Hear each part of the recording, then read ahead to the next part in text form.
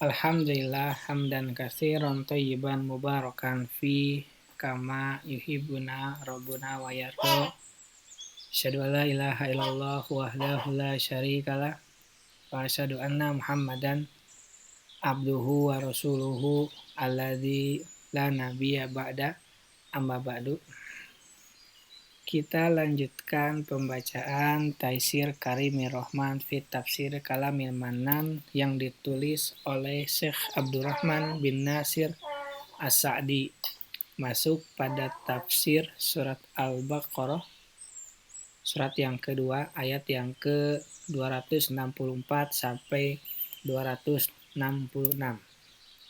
Ayat yang ke-264, A'udzubillahi minasyaitonirrajim. Ya ayyuhalladzina amanu la tubtilu shadaqatikum bil manni wal adza kalladzi yunfiqu malahu ria'an nasi wa la yu'minu billahi wal yaumil akhir famathaluhu kamathali safanin 'alaihi turabun fa'asabahu wabilun fatarakahu sada la yakdiruna ala syai'in mimma kasabu wallahu la yahdil qaumal kafirin. Hai orang-orang yang beriman, janganlah kamu menghilangkan pahala sedekahmu dengan menyebut-nyebutnya dan menyakiti perasaan si penerima, seperti orang yang menafkahkan hartanya karena riya kepada manusia dan dia tidak beriman kepada Allah dan hari kemudian. Maka perumpamaan orang itu seperti batu licin yang di atasnya ada tanah. Kemudian batu itu ditimpa hujan lebat. Lalu jadilah dia bersih, tiada bertanah. Mereka tidak menguasai sesuatu pun dari apa yang mereka usahakan, dan Allah tidak memberi petunjuk kepada orang-orang yang kafir. Ayat yang ke-265. Wa matsalul ladzina yunfiquna amwalahum ibtigha'a mardatillah wa tasbitan min anfusihim kamatsali jannatin birabwatin asabaha wa bilung fa'atat ukulaha difain fa illam yusibha wa bilung fatal wallahu bima ta'maluna basir. Dan perumpamaan orang-orang yang membelanjakan hartanya karena mencari keridhaan Allah dan untuk keteguhan jiwa mereka seperti sebuah kebun yang terletak di dataran tinggi yang disiram oleh hujan lebat. Maka kebun itu menghasilkan buahnya 2 kali lipat. Jika hujan lebat tidak menyiraminya, maka hujan gerimis pun memadai. Dan Allah Maha melihat apa yang kamu perbuat.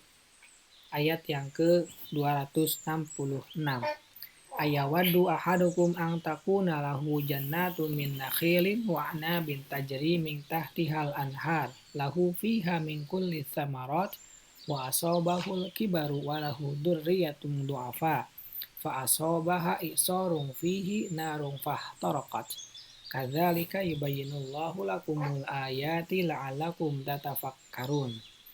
Apakah ada salah seorang di antaramu yang ingin mempunyai kebun kurma dan anggur yang mengalir di bawahnya sungai-sungai? Dia mempunyai dalam kebun itu segala macam buah-buahan. Kemudian datanglah masa tua pada orang itu, sedang dia mempunyai keturunan yang masih kecil-kecil. Maka kebun itu ditiup angin keras yang mengandung api, lalu terbakarlah ia. Demikianlah Allah menerangkan ayat-ayatnya kepadamu supaya kamu memikirkannya. Tafsir ayat 264 sampai dengan 266.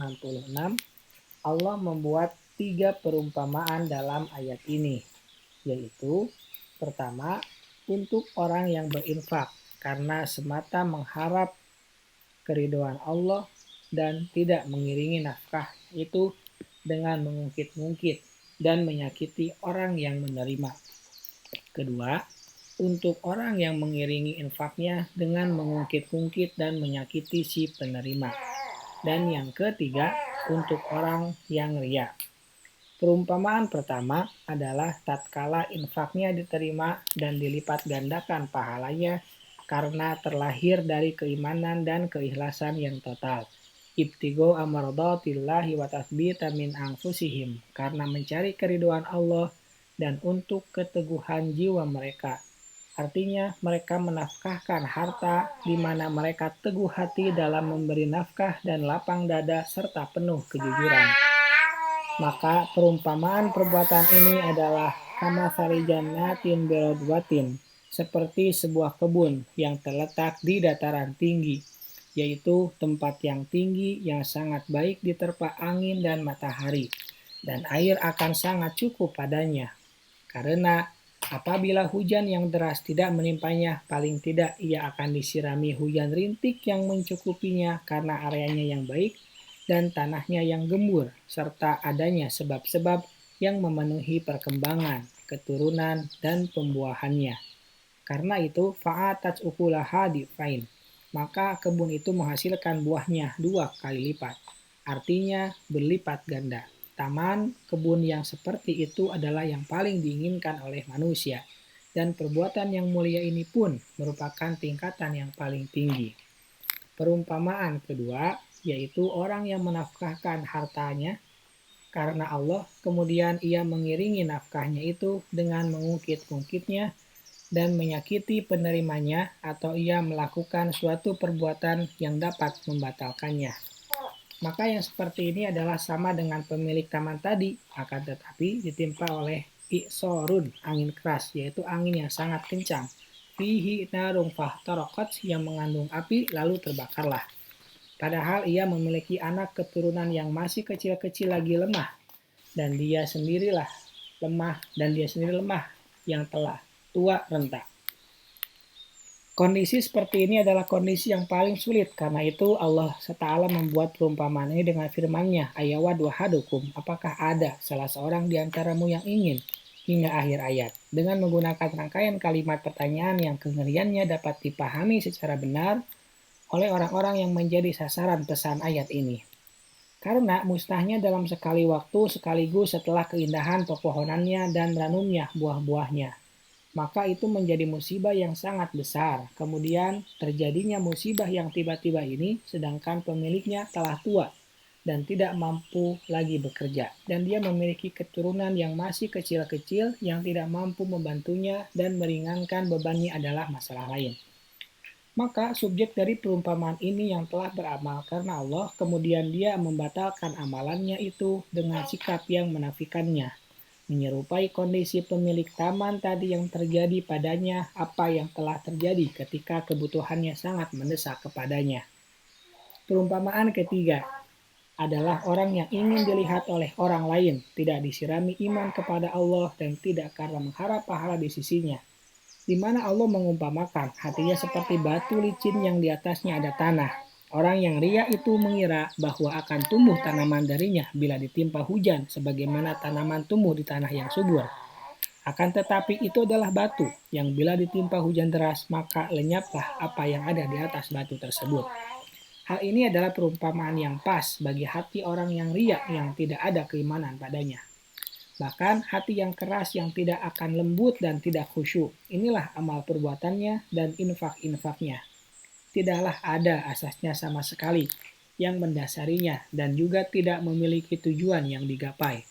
Bahkan apa yang dilakukannya adalah batil karena tidak ada syaratnya.